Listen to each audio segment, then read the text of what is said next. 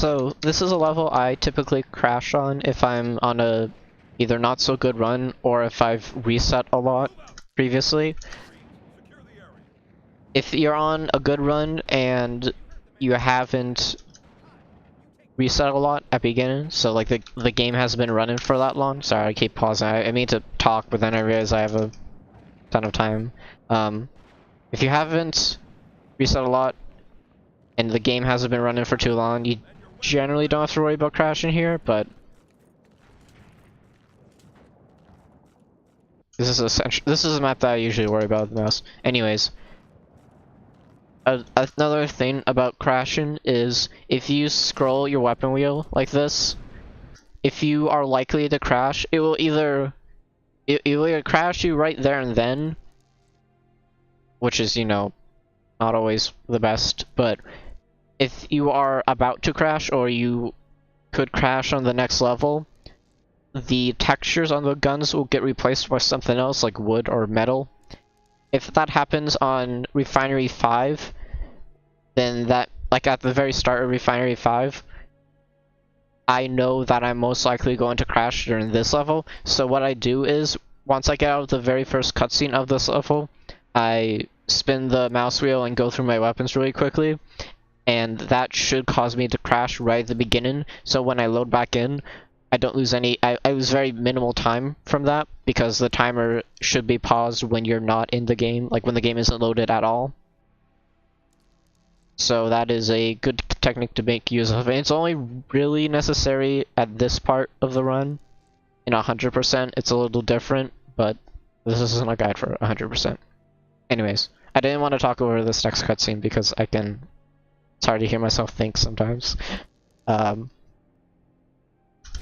there's this minor skit coming up that instead of going down this rope that the soldiers do, we can just fall down the cliffside waterfall here.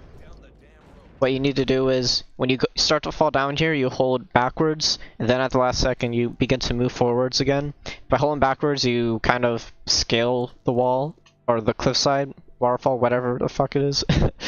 And then, after that, at the last second, you jump forward and you get out of the water. If I mess it up, I'm just gonna redo this again, so I might as well just try this. Okay, there, that time it worked. After that, it's just proceeding along here. You can shortcut some of the ice bits that break. A good idea is to... Oh shit. Oh shit! Okay. A good idea there is to just hold forward and move with your mouse. If you try to move side to side, sometimes it doesn't work too well. So what I do is just hold forward and navigate with my mouse. I don't like to be too aggressive with my pathing here, so like what I did just now, except for that little mistake, is usually what I do. When you skip the rope, like I did, this Archer here, he'll stop here. Usually he stops in front of a door, like farther in. But because of that drop, he stops earlier, right here, for some reason. So when you do this, you want to interact with him, like so. You don't have to press F. I mean, I think pressing F interacts with him quicker, but if you're just like in his vicinity, you'll talk to him. Sometimes, if you're fast enough, he doesn't stop here, but he stops like on the ice there, where it'll break or you'll fall through. So oh shit. So you'd want to pay attention to that, because you might want to need to go to the side and talk to him, and then immediately get out of the water and run over here. But you need to talk to him in order to interact with the flamethrower, which is over a little past this. Yeah, then it's just a bunch of cutscenes, unfortunately. No current way to skip it.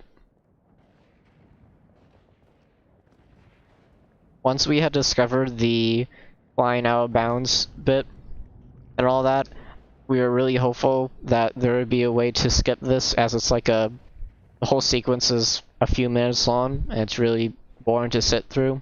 but there has been no success so far.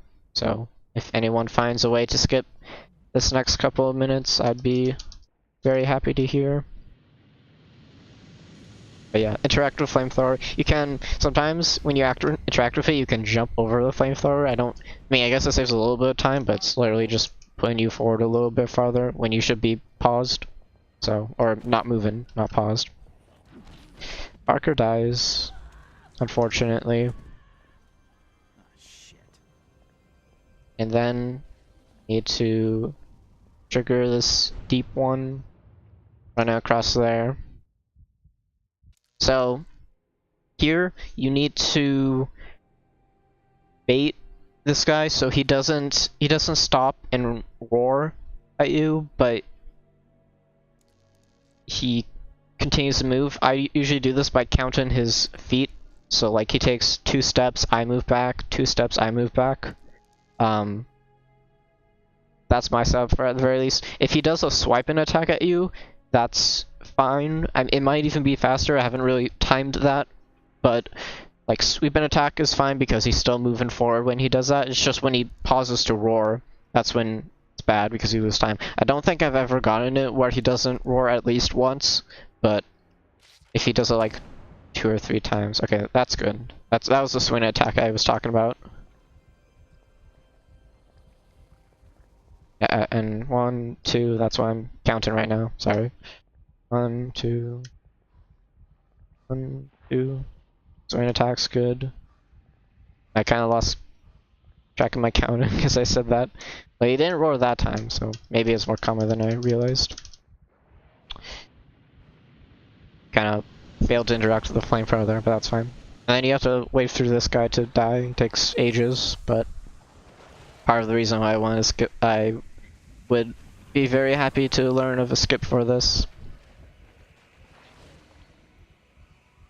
Also, there is a health kit right over here you can grab if you need it. It's not terribly out of the way, so good to grab. Although it is out of the way, so optimally you wouldn't get it, but you need to go over here, talk to Mackie, skip that. I hold right at the start of this cutscene, so after Jack is done moving, he immediately starts to go towards the key and the rifle.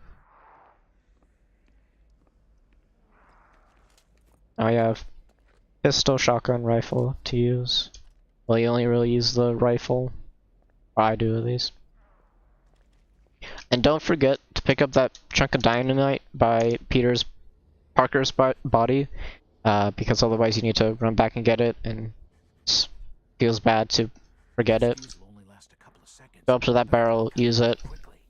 You can look through the barrel here and see all the explosion textures that they place outside of the wall. Once that happens, you can run out. You can do it a little earlier than that, but no big deal. Another thing to mention is you do not want to try and open that door before you load the level, because if you do, that interrupts the load and level trigger, and then you soft lock. So another, great moment like that.